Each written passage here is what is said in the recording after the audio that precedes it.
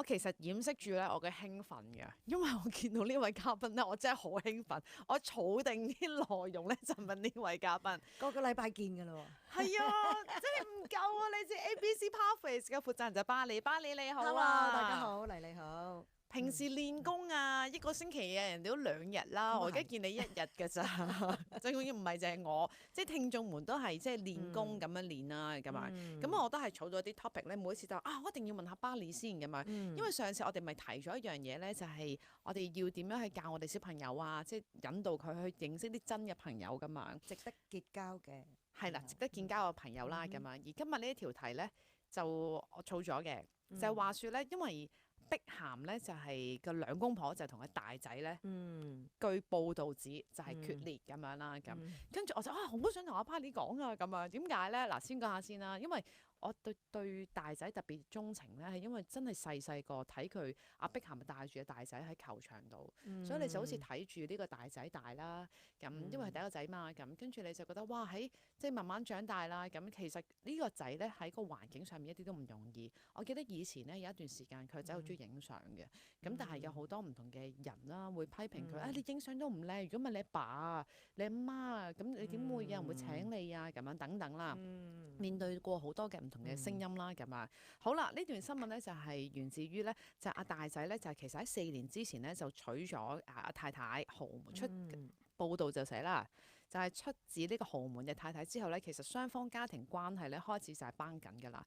根據英國傳媒最新消息指出咧，就係布魯克林即係阿大仔啦，曾經就係發呢個律師信去俾父母，明確要求碧咸夫妻往後任何嘅聯絡必須交由律師處理，並禁止佢哋喺社交平台上面提及或者係 tag 自己。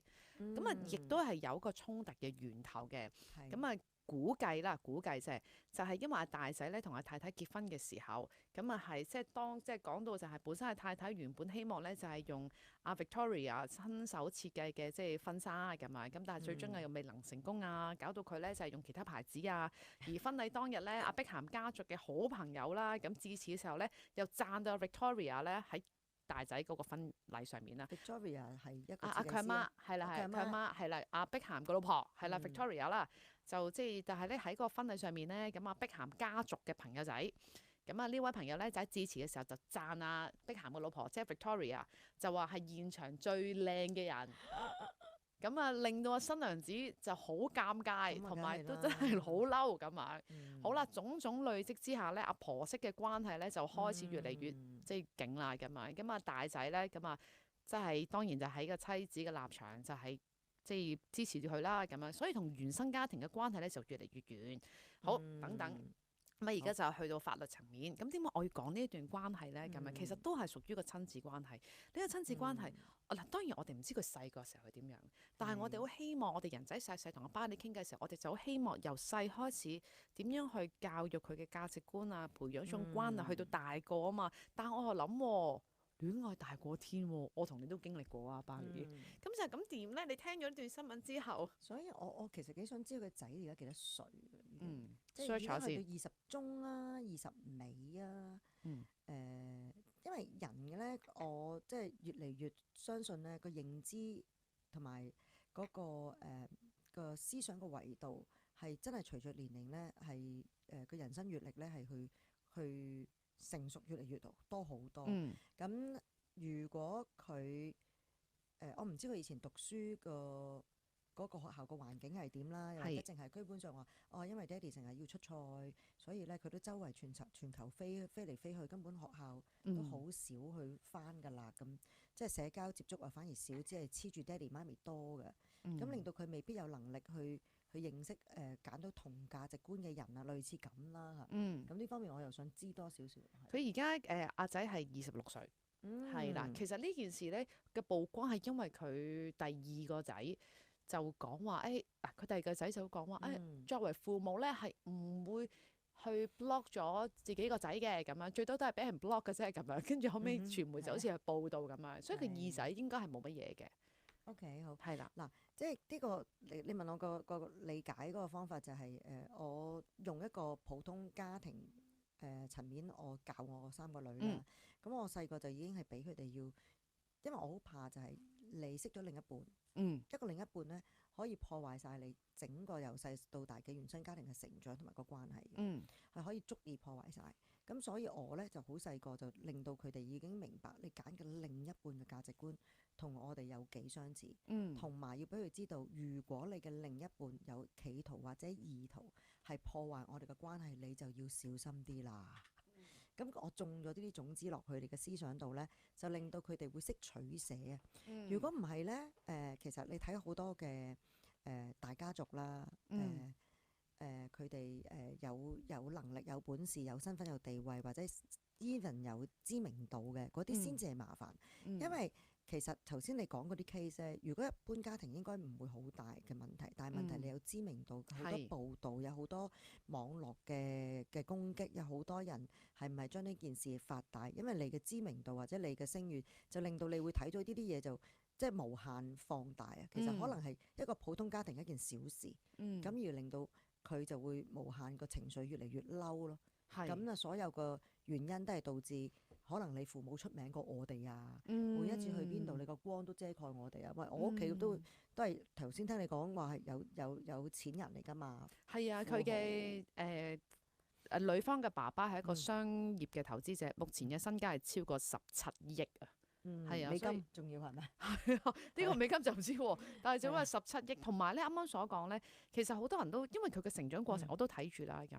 其實都提到咧，其實碧咸有啲外界成日都係話碧咸3個仔，成日都話個大仔係最冇出息嘅，係啦，係啊，最冇出息啊，淨係識得識女仔，跟住學業又唔好，攝影技術又差。係啦，跟住咧就算咁針對攝影技術，係啦，因為佢個仔成日影相啊，跟住同埋有人就話佢高攀而家嘅老婆咁樣咯，即係好多唔同嘅，所以我覺得佢其實個成長都係唔容易嘅，但係嗰個成長唔容易，但係都會諗啊，點樣會令到啱啱所講同原生家庭唔係淨阿爸阿媽喎，可能同細佬個關係都差咗嘅喎。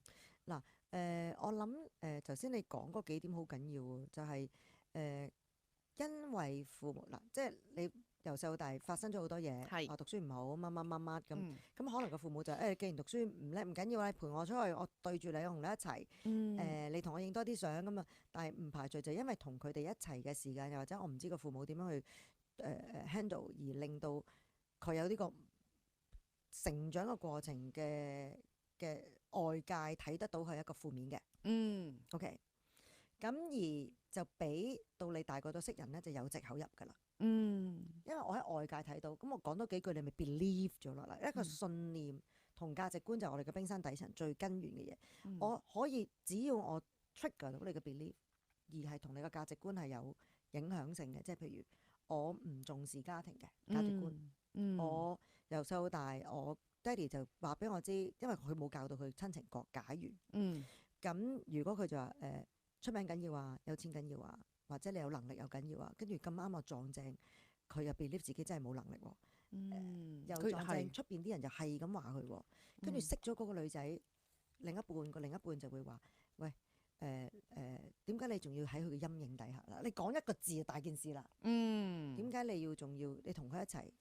就會永遠都會留啲咁嘅結果噶啦。你要清楚話俾人知你同佢個關係。你而家同我一齊咁開心，即係可能嗰個女仔又好有擁有欲嘅，又好想唔想有好多唔同嘅因素啦，係啦，又唔排除佢又即係真係想完全擁或者搶走咗佢啦。因為有一日佢黐住阿爸阿媽，就可能一日都有機會唔知發生咩事噶嘛。佢阿爸阿媽真係亦都有能力有財有勢，係咪？咁每一次同你繼續出去又沾咗我啲光，咁喺唔同嘅種種嘅因素底下，一個妒忌又好，嬲怒又好，咁就不如我搶咗呢個人先咯。係啦，係。咁當然啦，啱啱咧係阿巴里就住我所講，就係即係布魯克林，即係阿碧咸阿大仔，佢個 case 啦，因為冇咁多17億噶嘛，你明唔明啊？咁但係我哋一般家庭裏邊，其實我哋都好怕嘅，好怕就係即係阿巴里因為有3個女，咁我個仔咧我都覺得都怕嘅，即係佢怕拍拖之後會點咧？即係個女仔好唔好啊？另一半好唔好啊？或者需唔需要嗱？我哋要教佢識朋友啫咁。上次教識朋友，咁同埋而家啲學生即係越嚟越早熟噶嘛，係咪先？即係我哋需唔需要真係好啱啱你所講，好細個時候你已經係進入啲價值觀啊咁。咁但係我都會聽到好多嘅，即係就算而家好多歌手訪問，我其實都係個戀愛腦嚟㗎，戀愛腦即係其實戀愛大過天㗎啦。真係好多戀愛腦，真係啊！我而家先唔知原來有咁多，因為我以前睇好多小説係啲即係感情嗰啲愛情小説。我已經睇嗰陣時覺得嚇咁都得嘅，點解啲人咁傻㗎？點解咁蠢㗎？我從來都唔睇嘅，我以為小説先有㗎，原來真實係真係會有戀愛腦嘅。咁當然係咪咩原因？我唔解釋佢嘅係點解會有戀愛腦啦。但係所以就係怕，即係如果我哋人生已經有呢個認知，有戀愛腦，又或者有人會令到你會破壞關係、家庭分裂，咁喺細個真係要細個。我講緊細個係。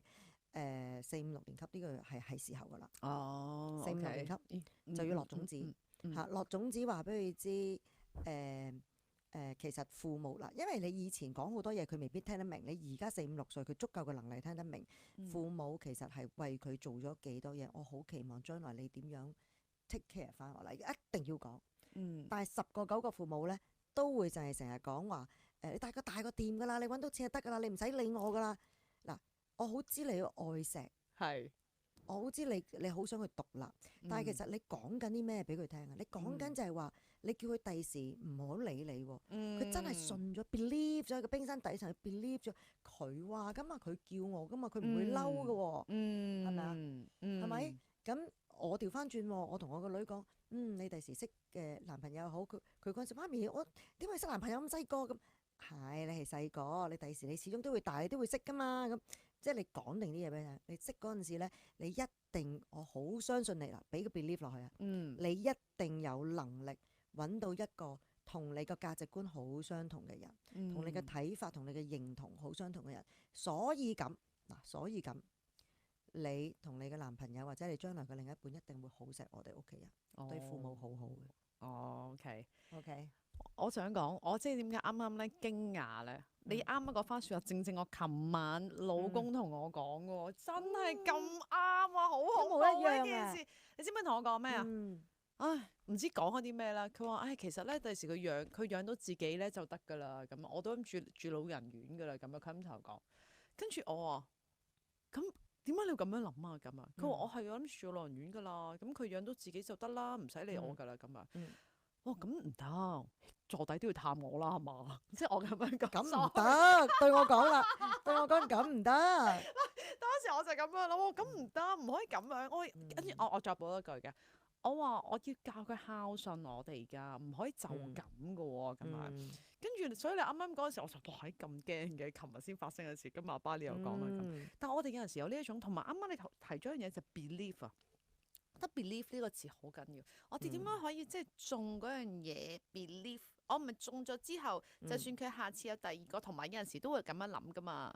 即係佢會唔會有一個其實我真係唔係好妥嗰個另一半嘅咁樣？即係咁樣爭拗，其實又係唔係幾好噶嘛？又係相關係噶嘛？因為當佢一路識朋友咧，點解我講4、5、6年級咧，就係開始佢哋有獨立嘅思想，佢會質疑我哋嘅諗法㗎，佢會有自己覺得啱同錯，因為喺全部嘅新聞嘅社交平台，佢學到好多嘢。咁而出邊已經開始有咗唔同嘅人會去接觸佢，去結識佢，或者去引導佢另一啲唔同嘅方向嘅。咁喺呢個時候，我哋打好個根基咧，我哋就點樣要 make sure 佢諗嘅嘢啱咧？我哋成日問你識咗呢個新同學，點解你會識呢個同學？點解你要同佢做朋友 ？Why？點解你會值得同呢個朋友去街 ？OK，咁。譬如我聽翻我3個女啦，好似我個三女咁，佢好中意聽一個某個，可唔可以講嗰啲樂隊嗰啲？可以。佢好中意聽 BTS 嘅。OK。由細到大好中意聽 BTS 嘅，咁我就哇喺日本韓國係咪？韓國咁多個band，點解你會中意呢隊咧？咁佢話因為咧佢所講嘅嘢，譬如佢哋成好多唔知 charity 啊，或者佢寫啲歌詞啊，所有啲嘢咧係好有善情，好有價值觀嘅。佢咁睇嘢嘅，我中意佢係咁諗啊。咁我開始睇到我個女咧，就已經進入緊一個唔係人嘅外表啦。佢係睇緊個人嘅思想係咪值得去信任，值得去中意啦。佢由嗰個人嘅態度，譬如我問我個兒女點解呢個人咁有錢，你點解你識佢？咁我驚佢因為識佢有錢啊嘛。上嗰幾集我都講過，佢就話唔係媽咪，我未見過一個咁 humble、咁有禮貌一個有錢人，佢咁謙卑、咁冇架子、咁低調，同我哋一齊搭巴士或者搭 van 仔，佢係冇乜，即係嗱，佢會揾到啲咁嘅人，佢就會群埋啲咁嘅人，佢群埋啲咁嘅人，佢就有機會識翻啲咁嘅人啦。佢唔會，佢識咁諗，佢就唔會走去識一啲，你睇我手袋幾錢啦，我個名牌，我個女都試過一次叫我買個名牌手袋俾佢。我話如果你想買，我買俾你，我生日買咗俾你。我話咁又如何咧？你係靠呢個手袋識朋友，你冇咗呢個手袋係咪識唔到先？係咪？咁你冇冇問佢點解會買啲名牌手袋？因為佢有個同學，佢去屋企一望落去，全部啲都係玻璃櫃，擺晒啲手袋出嚟嗰啲啊。係。咁我又記得我哋細個個叫人着波鞋，我哋都想學人家波鞋噶嘛。咁我又唔需要去到學嗰個要買咁多，但係正撞住你生日，你又覺得有呢個需要，我就滿足你呢一樣嘢。不過我事後就話俾你知。呢個袋其實值唔值？你照買俾佢？有，佢生日我買咗俾佢。值唔值咧？因為我都明佢都想喺同學面前有一個認可、一個身份、一個地位。我想舉手問得唔得，媽媽？呢個位媽媽。點解你唔買之前問佢？點解你要呢一個？你係想要個認可定係乜嘢咧？咁啊，你唔使用幾萬蚊，我唔知幾錢啊，買個手袋咯。佢諗咗之後，其實佢當時係16定17歲。OK。喺嗰個年齡啦，年齡係其實每一個決定好關係㗎。喺嗰個年齡，佢個 peer group 係好緊要，佢好需要一個肯定嘅地位同身份。我不比你弱，我不比你差，我亦都有能力，只不過我要唔要啫。另一個世界嚟嘅呢個，即係另一個層次喺佢自己嘅思想。所以我要俾佢喺個同輩個朋友當中，其實佢亦都可以隨時擁有。不過到時佢就可以有選擇唔要，唔會好似咁要 show 晒咁多個出嚟。即係佢擁有，但我唔使 show 個袋出嚟傷起佢咁。因為我個理念就係話，我個信念就係話，我哋係要靠我哋嘅人本身係我創造我自己一個牌子。人哋想認識你係因為你，唔係因為你攞住嗰個手袋而佢想識你啊嘛。冇錯。係咪？係。咁所以我就話，你而家中意嗰個朋友，因為佢有咁多個手袋，如果佢冇，你係咪唔識咧？咁你覺得係咪呢個朋友值唔值得？即係其實可能呢個朋友冇嘢嘅，但係佢冇嘢，佢就係冇嘢 show off 去靠呢啲外界外嘢。咁我咪要教識佢點樣睇咯。我教識佢點樣睇，佢諗下諗下，咁又係嘅，攞住又點？你擁有咗你先有選擇噶嘛。所以我買俾佢。佢攞住嗰陣時，咁佢又未必攞出街啊，攞出街可能又扮嘢，因為我兩個家姐已經唔名牌人嚟噶啦。尤其是大家姐。係啦。咁所以我要點樣令到第三個會係咁咧？即係有需要嘅場合，我哋有時要用嘅。係咪？但係我哋係咪下下都要用咧？係咪真係愛嚟為咗？如果你係有能力，你係真係中意個 design， 你係真係嗰個嗰個牌子，你真係中意個舒適程度，你真係覺得可以襯衫嘅，冇問題喎。但係唔係為咗我嚟 show off 嘅。咁即係你嘅 intention 問題，你嘅 motivation 問題啫。當時你同你個女講完之後，佢係咩反應啊？即刻？佢開頭唔會聽咯，當然。開頭佢唔會聽嘅。咁總之你買俾我啦，乜啦，我係中意啊嘛。咁好，咁啊就俾一個驚喜佢生日嗰日買俾佢咯。咁當佢擁有嗰陣時，影完幾張相 post 完又如何？你擺完上網。咁後期先教佢啊嘛。你而家覺得值唔值咧？你都係隔咗一段時間先教佢嘅。枕住都會得閒講下嘅，就唔可以一次過，冇人會一次過明嘅。佢呢個重點好好啊，一定要滲透式嘅。係，即係所以啲人成日話咧，好多父母我自己都係嘅，點解講親你都唔明嘅？講咗10次噶咯喎。同埋喺當時嘅語言、語調、語氣、moment 喺啱位入係兩樣世界咯。係。一路鬧住講係永遠，你唔好當講咗咯。係。呢一 part 就係我上次嗰集講嘅內容，嗰個直播講嗰個內容。冇錯，當你老細鬧你嘅時候啊，你都覺得你老細好衰嘅啫。點會覺得你淨係記得佢個樣同語氣嘅啫，你唔會記得佢鬧你咩原因㗎？係咪好即刻理解得到咧？今日唔該晒，巴你下次見，拜拜。拜拜。